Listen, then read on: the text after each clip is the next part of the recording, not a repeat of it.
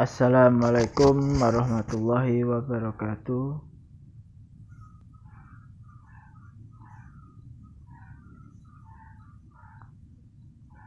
Baik anak-anak, untuk hari ini materi prakarya kelas 7 akan membahas bab 3 tentang teknologi konstruksi miniatur. Sebelum masuk ke pembahasan, perlu diketahui kompetensi dasar dalam teknologi konstruksi miniatur. Yang pertama, diharapkan siswa memahami wawasan teknologi, perkembangan teknologi, keselamatan kerja, sketsa, dan gambar teknik. Kedua, memahami jenis, karakteristik, kekuasaan bahan, serta peralatan kerja pengolahan. Berikutnya, membuat sketsa dan gambar teknik dari suatu rancangan produk. Berikutnya, membuat produk sederhana menggunakan peralatan kerja sesuai dengan jenis, karakteristik, dan kekuatan bahan.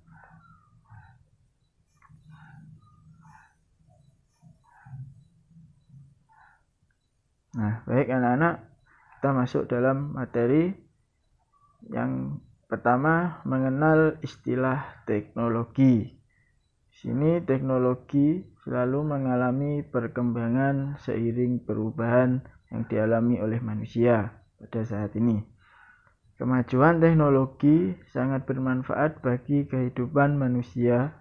Berbagai aspek kehidupan manusia mengalami perubahan karena perkembangan teknologi pada saat ini.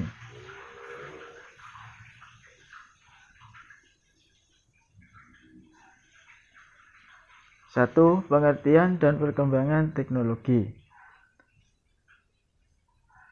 Mari kalian pahami, teknologi adalah keseluruhan sarana untuk menyediakan barang-barang yang diperlukan bagi kelangsungan dan kenyamanan hidup manusia. Nah, di sini dicontohkan dengan pengubahan sumber daya alam menjadi alat-alat sederhana ya anak-anak. Bisa kalian lihat, di sini ada gambar tentang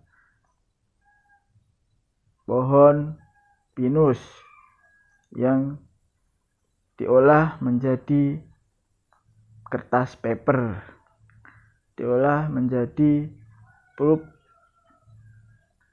chip, dan mesin press. Nah, ini adalah contoh-contoh dari keseluruhan sarana yang diperlukan bagi kelangsungan dan kenyamanan hidup manusia, yang berasal dari sumber daya alam menjadi alat-alat sederhana ya anak-anak. Dari mana kok? Dari mana? Dari sumber daya alam menjadi alat-alat sederhana. Nah, sudah jelas gambarnya di sini anak-anak. Bisa kalian lihat lagi. Kayu diolah menjadi kayu pinus, diolah pohon pinus diolah menjadi kertas paper ya.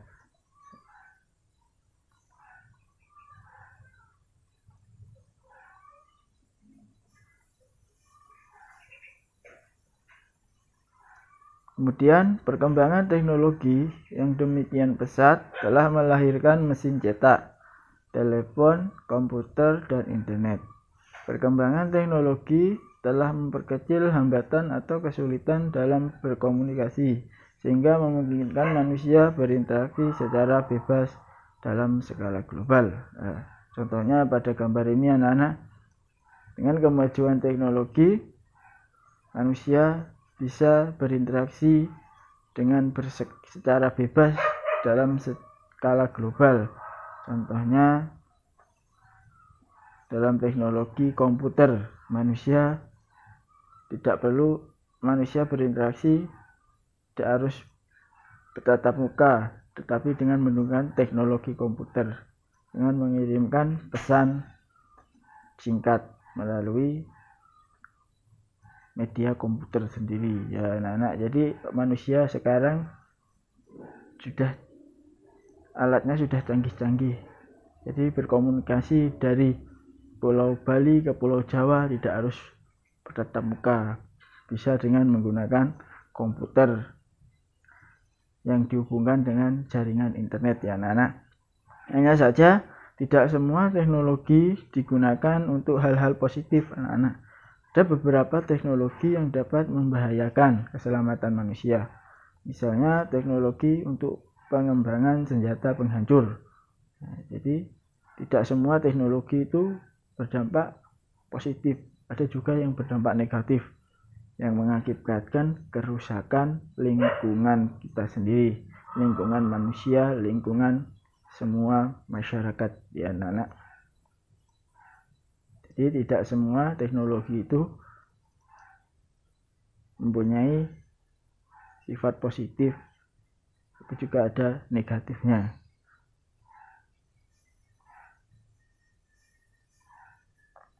Nah, berikutnya adapun jenis-jenis teknologi berdasarkan kegunaannya sebagai berikut. Yang pertama, bisa kalian lihat teknologi peralatan rumah tangga ya anak-anak. Ini adalah perkembangan teknologi peralatan rumah tangga. Ya, di sini ada lemari pendingin, pembersih lantai, mesin cuci dan sebagainya anak-anak. Ini adalah contoh dari perkembangan teknologi pada saat ini anak-anak. Kemudian teknologi produksi. Nah, di dalam teknologi produksi ini dimanfaatkan untuk memproduksi atau menghasilkan suatu barang anak-anak. Bisa kalian lihat contohnya, ini adalah mesin sablon. Nah, ini adalah termasuk dalam teknologi produksi, dapat digunakan untuk menghasilkan suatu barang yang awalnya berbahan kain polos. Kemudian dengan adanya teknologi mesin sablon ini, kain polos tersebut bisa ditempeli dengan gambar-gambar tertentu sesuai keinginan konsumen. Berikutnya teknologi konstruksi. Nah, merupakan suatu kegiatan membangun sarana dan prasarana.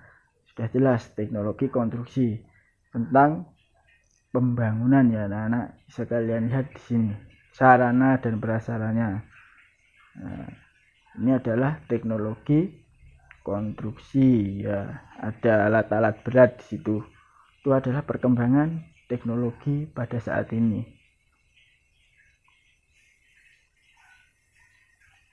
Berikutnya teknologi komunikasi.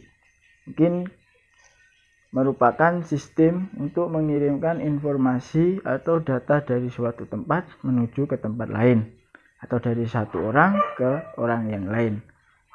Mungkin kalian sendiri sudah banyak yang mempunyai tentang alat teknologi komunikasi ini ya anak-anak, yaitu telepon genggam, gadget yang mungkin sudah kalian sering gunakan dalam hal berinteraksi ya anak-anak.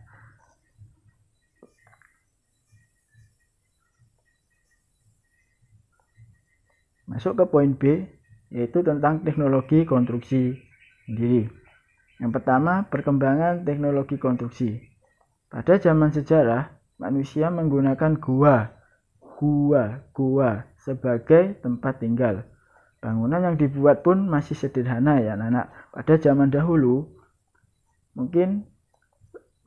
dahulu rumah penduduk Indonesia umumnya menggunakan bahan-bahan alam.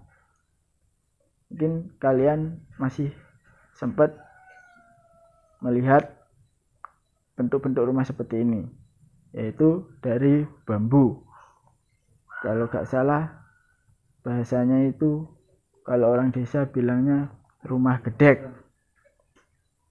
ya anak-anak. Bisa kalian lihat gambar berikut ini.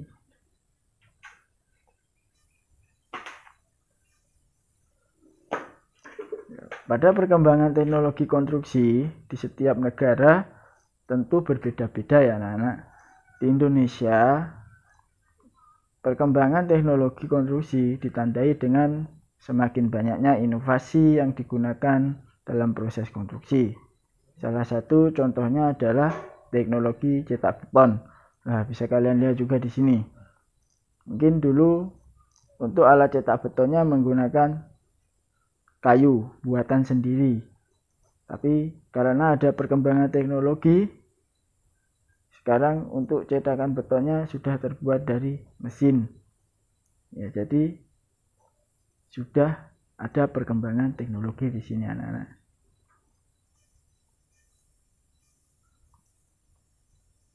Adapun jenis-jenis proyek konstruksi sebagai berikut.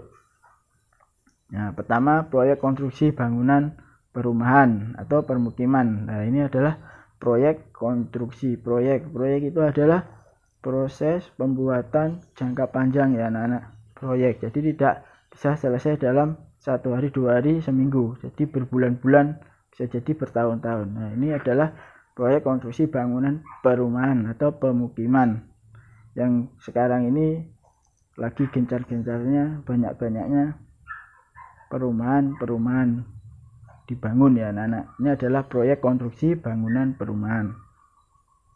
Nah, ini adalah sudah perkembangan teknologi yang dulunya rumah-rumah terbuat dari bambu, sekarang sudah terbuat dari berbahan beton, berbahan semen, berbahan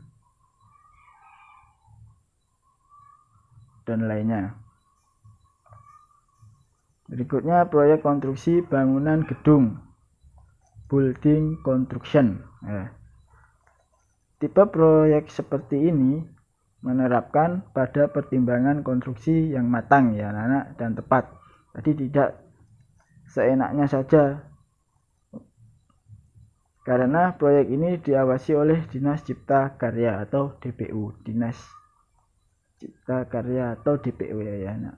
Ini adalah contoh, bisa kalian lihat dari proyek konstruksi bangunan gedung. Nah, ini building construction ya. Ini adalah yang digunakan building. Building itu alat untuk membangun gedungnya, yaitu adalah seperti itu alatnya. Ada yang berdiri, ada yang menyangga di dalam sana, itu adalah terbuat dari besi. Itu namanya building construction ya anak-anak. Mungkin yang sudah pernah lihat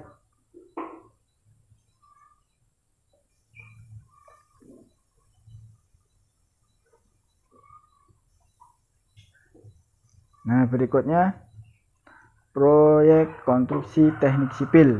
Nah, ini berbeda dengan building construction tadi anak-anak.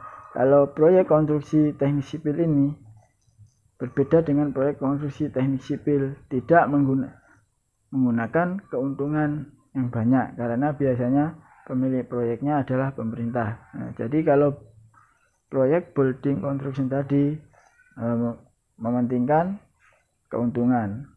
Tapi kalau untuk proyek konstruksi teknik sipil ini atau green engine construction ini berbeda. Di sini tidak mementingkan keuntungan ya, karena biasanya pemilik proyeknya adalah pemerintah. Contohnya bisa kalian lihat pada gambar berikut ini. Ini adalah contoh pembangunan jalan layang ya. Ini adalah tiang dari jalan layang itu sendiri anak-anak. Ini masih dalam proses perakitan rangkanya anak-anak ya. Kemudian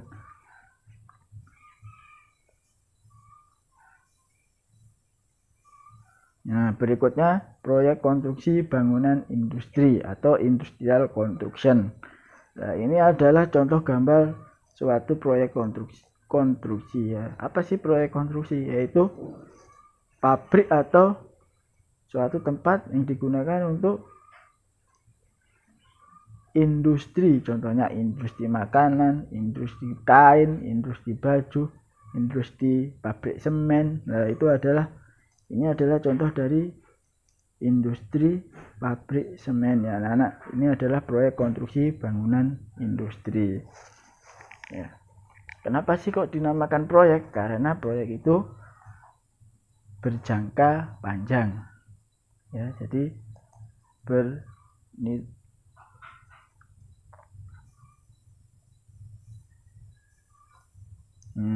terakhir, adapun fungsi teknologi konstruksi secara garis besar dibedakan menjadi 3 bagian sebagai berikut.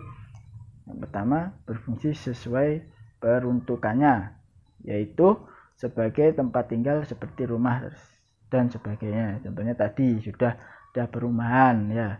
Itu ada lagi perumahan, itu adalah termasuk fungsi teknologi konstruksi.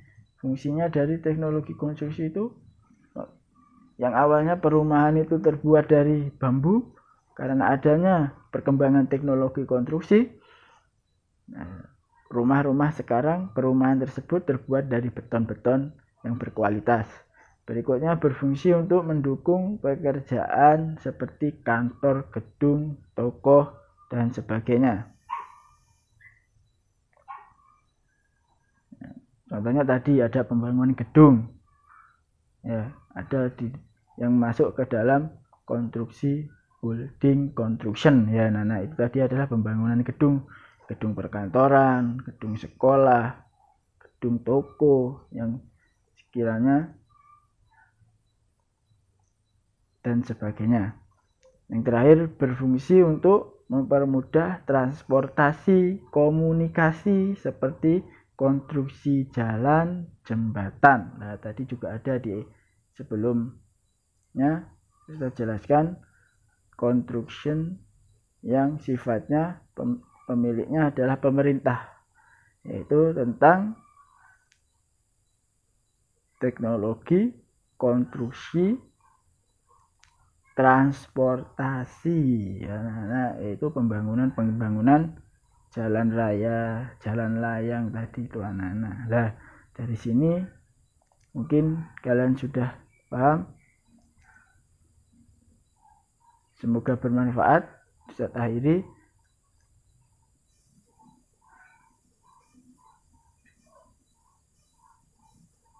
Wassalamualaikum warahmatullahi wabarakatuh.